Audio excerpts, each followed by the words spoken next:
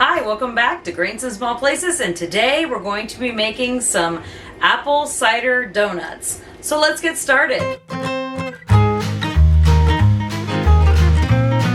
Apple cider is truly special around fall especially, so I really wanted to make something using that and highlighting that apple cider flavor. So that's why I decided to do that. So let's get to milling the flour. Okay, so to get started, we're going to use soft white wheat and spelt. I like to use half and half anytime I'm making muffins or donuts or anything like that. So I'm going to weigh out my wheat berries, and we're going to do 280 grams. And don't worry, I will make sure to put the recipe link in the description box below. That way you can print it off and have it.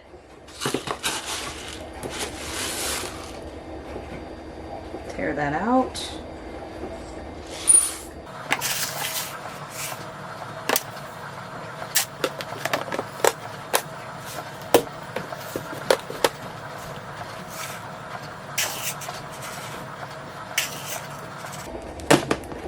We're going to call that good.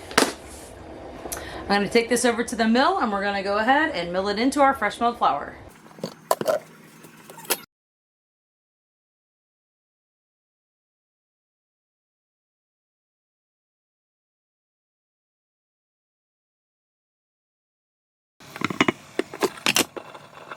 Okay, and here's our freshly milled flour, and to this I'm going to go ahead and add my dry ingredients.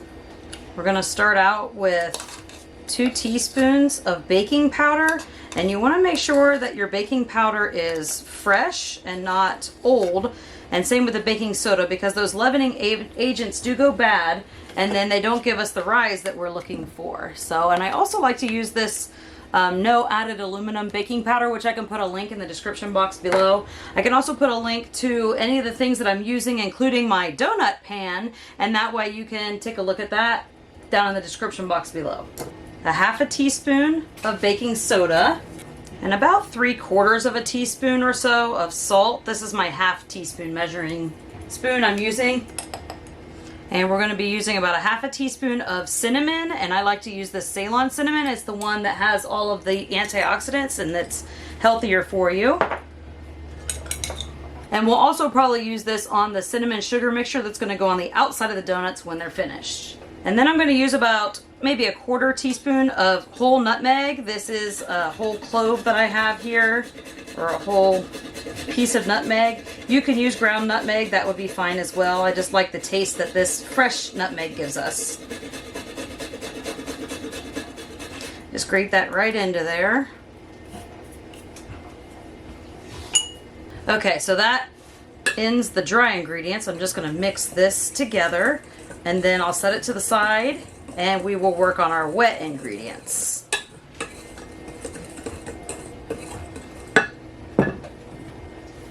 So this is the measuring cup that I did measured the wheat berries in. I'm just going to put 6 tablespoons of butter in here and then melt that in the microwave. So we're going to use this melted butter and then about 5 tablespoons of, I'm going to use olive oil. You can use any neutral oil. 1, 2, 3, 4. We're going to add about a 1/3 cup of brown sugar and about a 1/4 cup of regular sugar. This is my 1/8 cup measuring cup.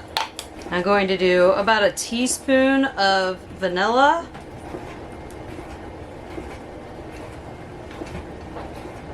And I love to use my own homemade vanilla, which I do have a recipe video on that I can link below. Okay, and I'm going to give that a mix. And then add 2 eggs to this.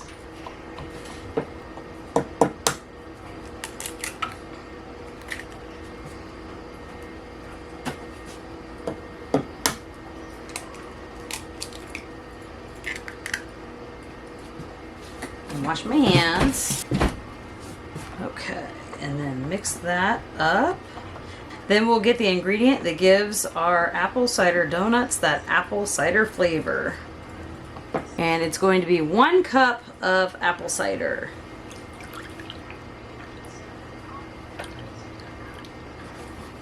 I'm gonna just pour this right into the rest of the liquid ingredients. And then that's going to go into our dry ingredients.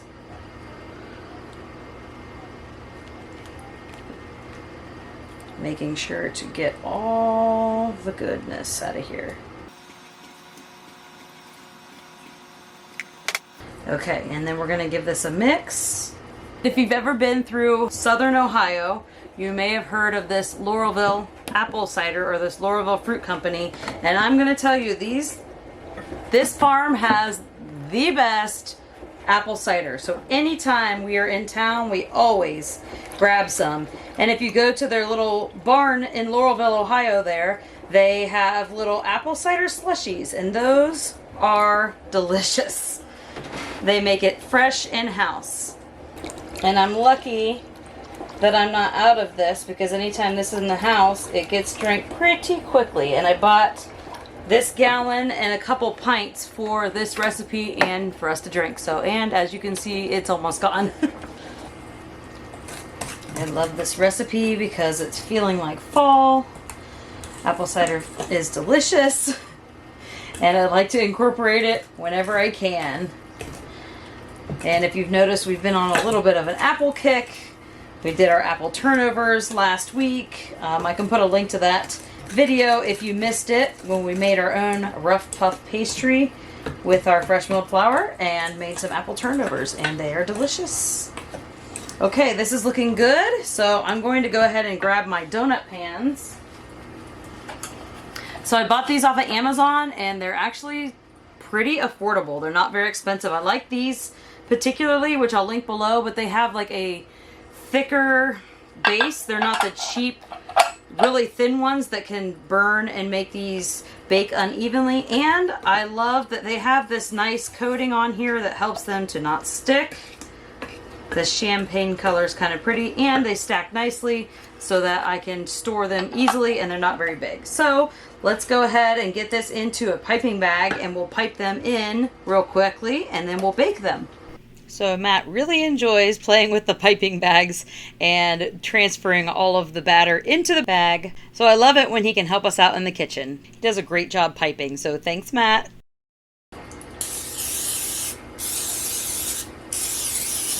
Even though these have a little bit of a non-stick coating, you still want to make sure that you spray these or oil these with some kind of baking oil pretty well. That way you have no problems flipping them out. And luckily it seems to work really well with these pans. So when you're piping these into the little donut wells here, you don't want to fill it up all the way to the top. I found that they definitely rise when they're baking, so they come out over the pan and kind of look a little wonky, but you know, they taste just fine. So you're looking to fill them about maybe 2/3 of the way up. If you don't have a piping bag, that's fine as well. Just, you know, try to get it in there with a spoon or a spatula or whatever you can use to fill them. I just found that using these little disposable piping bags, which I can link down below, they're pretty inexpensive, just makes it go so much smoother, and they turn out like such cute little donuts. And once they're all filled, we like to just tap them on the counter a few times. That way we get all the air bubbles out and everything is sitting evenly. These are going to bake at 350 degrees Fahrenheit for about 12 to 14 minutes. Okay, here's the first batch, and you know they're done when they're starting to come away from the edges. That's how you know. So we're going to let these sit for about 10 minutes in the pan, and then we will turn them out, and then we will fill the next round and bake those. I think we'll probably just get one more batch of 6. So we'll be back to turn them out in a little bit. And as you can see, when we turn them out, they come out nice and easily. I just want to put them on a wire rack and let them cool completely before we want to dip them in the butter and cinnamon and sugar mixture. And now we'll go ahead and move on to the rest of the batter, and wow, it looks like we're going to get a full 2 batches.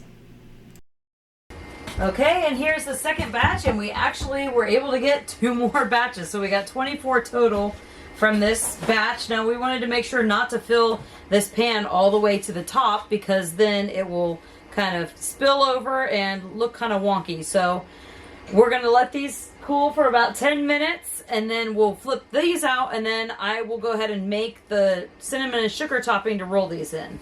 Okay, so we're going to take about a half a stick of butter or a quarter cup of butter, and we're going to melt this in the microwave. You could probably use oil here also if you want to, but I find that the butter helps it to stick a little bit better. So I'm just going to cut this up into pieces because this is cold butter still. Okay, so I'm going to put this in the microwave to melt this down.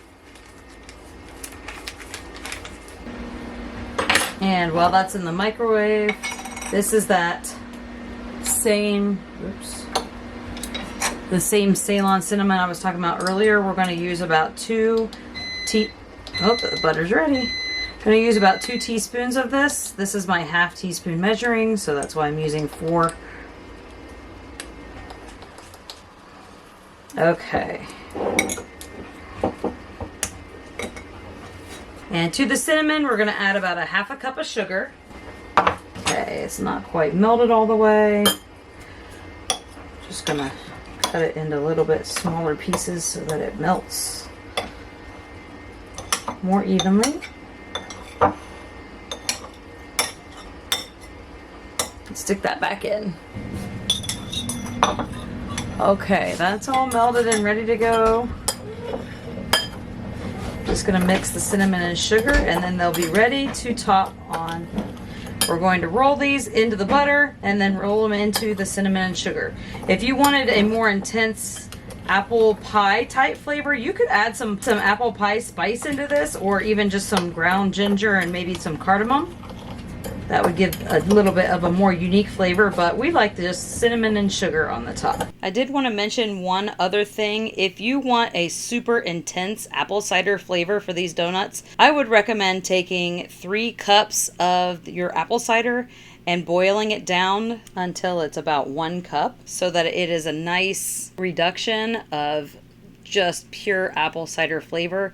Let it cool down and then use that reduced apple cider in the batter instead of just 1 cup of the fresh apple cider, and it really brings it up a level.